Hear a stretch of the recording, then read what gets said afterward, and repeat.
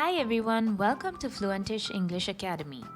මේ channel එකේ ඕනම කෙනෙක්ට ලේසියෙන්ම English ඉගෙන ගන්න පුළුවන් විදියට තමයි lessons plan කරලා තියෙන්නේ. ඉතින් ඕගොල්ලෝ මේ වගේ videos වලට කැමති නම් අනිවාර්යෙන්ම මේ channel එකට subscribe කරලා bell notification එකත් click කරන්න අමතක කරන්න එපා. Hi everyone, welcome back to my channel. අද lesson එකේ අපි ඉගෙන ගන්නේ English වල තියෙන popular words තුනක් ගැන. though, although සහ even though. මේ words තුනම අපි use කරන්නේ to show contrast.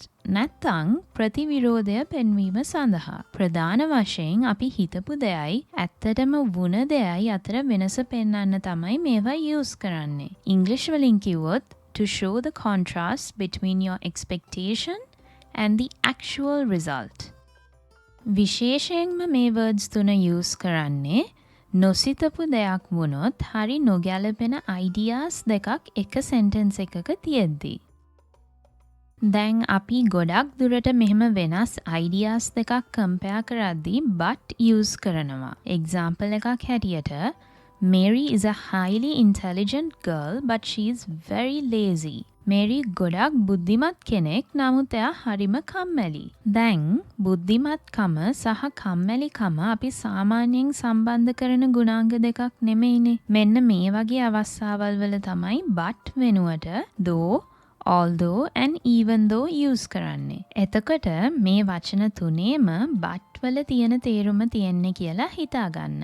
ඉතින් දැන් confuse වෙන්න හේතුව තමයි වචන තුනේම but වල තේරුම තිබුණට use කරන විදිහ අනුව එකක් හරි අනික වැරදි වෙන්න පුළුවන්. නැත්තම් එක වචනයක් අනිත් වචනෙට වඩා ගැලපෙන්න පුළුවන්. ඉතින් මං හිතනවා මේ lesson එකෙන් පස්සේ මේ වචන තුන අතර ඇති වෙනස හොඳටම පැහැදිලි වෙයි කියලා.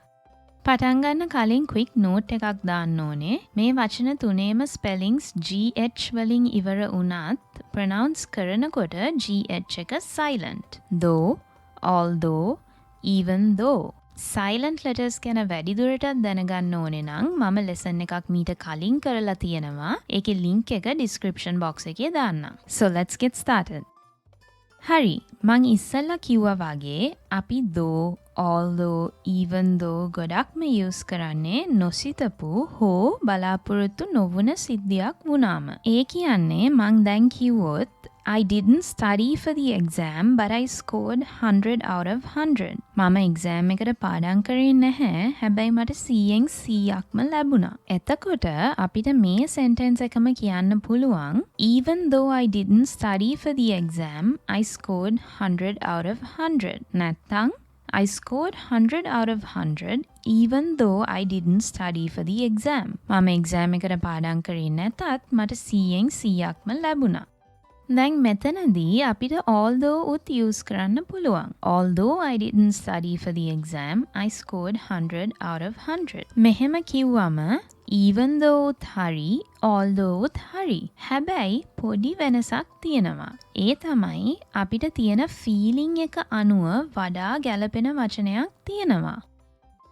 ඒ කියන්නේ අපි හිතපු දෙයයි වුණ දෙයයි අතර ලොකු පරතරයක් තිබ්බා කියලා කියන්න even though තමයි use කරන්නේ. මොකද සාමාන්‍යයෙන් අපි හිතන්නේ නැහැනේ පොඩ්ඩක්වත් පාඩම් කරේ නැත්නම් full marks හම්බ වෙයි කියලා. එතකොට although ගොඩක් ගැලපෙන්නේ although I didn't study for the exam I passed. මම exam එකට study කරේ නැහැ හැබැයි මම pass වුණා. මෙතනත් පරතරයක් තිබුණට ඉස්සෙල්ලා result එකට වඩා අඩුයි නේද? එකක් 100න් 100ක්ම ලැබුණා, එකක් pass වුණා. එතකොට even though ගැන හිතනකොට හිතන්න මම exam එකට ටිකක්වත් පාඩම් කරේ නැති වුණත් මට 100න් 100ක්ම ලැබුණා. although කියනකොට හිතන්න මම exam එකට පොඩ්ඩක්වත් පාඩම් කරේ නැහැ හැබැයි මම pass වුණා. දැන් though උත් although වලට ගොඩක් සමානයි. though I didn't study for the exam I passed. එකම තේරුම. හැබැයි though සහ although and even though අතර ලොකු වෙනස් දෙකක් තියෙනවා. එකක් තමයි though විතරයි අපිට sentence එකක අන්තිමට දාන්න පුළුවන්. although සහ even though මම ඉස්සෙල්ලා පෙන්නුවා වගේ sentence එකක මුලයි මැදයි විතරයි දාන්න පුළුවන්. I didn't study for the exam. I passed though. මම එක්සෑම් එකට පාඩම් කරේ නැහැ. හැබැයි මම පාස් වුණා. I passed though කිව්වට I passed although නැත්නම් I passed even though කියලා sentence එකක් නතර කරන්න බෑ. එහෙම කිව්වොත් sentence එක incomplete. ඒක complete කරන්න තව supporting clause එකක් ඕනෙමයි. නැත්නම් ඒ sentence එකේ කිසිම තේරුමක් නැහැ. second difference එක තමයි අපි ගොඩක් informal spoken English වල තමයි though use කරන්නේ. අපි කියමු කවුරු හරි ඔයාට කෑම ටිකක් offer කරනවා. හැබැයි ඔයාගේ බඩ හොඳටම full නම් ඔයාට කියන්න පුළුවන් "Oh, I'm full. Thanks though." ඒ කියන්නේ මට හොඳටම full. හැබැයි offer කරාට thank you. ඊළඟට ඔයා මේ මොහොතේ මොන හරි කිව්වට පස්සේ ඒ අදහස වෙනස් වෙයි කියලා කියන්න පුළුවන් I might change my mind later on though. හැබැයි මම පස්සේ මගේ අදහස වෙනස් කරන්න පුළුවන්. ඒ වගේම තමයි I think she's coming at 2 p.m. I'm not sure though. මං හිතන්නේ එයා 2ට එයි. හැබැයි මට sure නැහැ. දැන් clear නේද? අන්තිමට though use කරන්න පුළුවන් තවත් විදිහක් තමයි මේ. කවුරු හරි කියන දෙයකට එකඟ වෙන්නේ නැත්නම් හරි ඒගොල්ලන් කියන දෙයට සාපේක්ෂව වෙනත් මතයක් හෝ අදහසක් ඉදිරිපත් කරන්න ඕනේ නම් though use කරන්න පුළුවන් මේ විදිහට.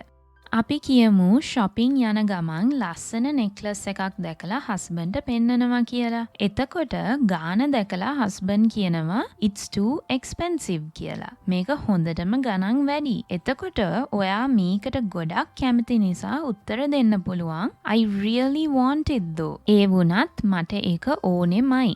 මෙතන අපි though use කරන්නේ මිල ගැන husbandගේ සැලකිල්ල සහ මිලදී ගැනීමට ඔයාගේ ආශාව අතර වෙනස පෙන්වන්න.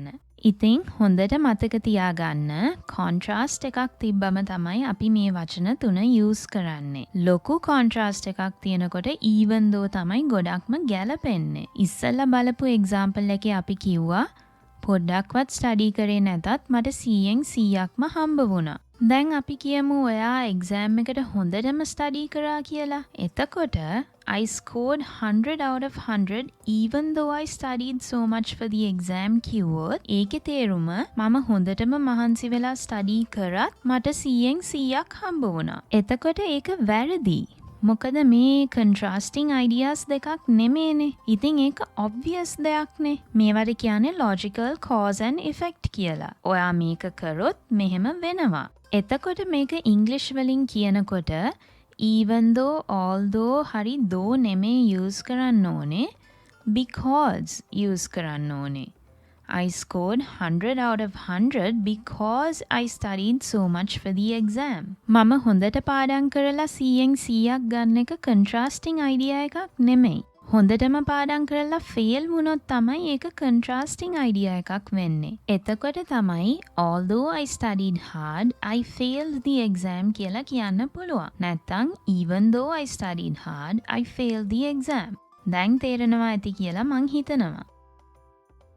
හරි lesson එක ඉවර කරන්න කලින් තව examples ටිකකින් පැහැදිලි කරන්නම්. Although my husband loves coffee, I prefer tea. මගේ husband coffee වලට ගොඩක් ආසයි. හැබැයි මං නම් තේ වලට තමයි වැඩියෙන් කැමති.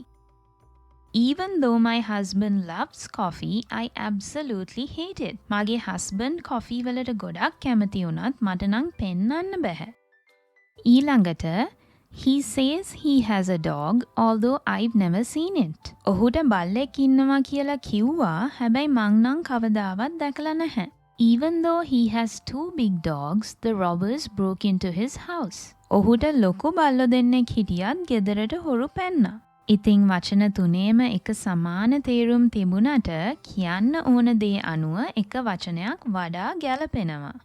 හරි එහෙනම් මං හිතනවා දැන් although, even though සහ though use කරන්නේ මොන වගේ අවස්ථාවල් වලද කියලා පැහැදිලි කියලා. මොන හරි පැහැදිලි නැත්නම් පළයා comment section එකේ මගෙන් අහන්න පුළුවන්.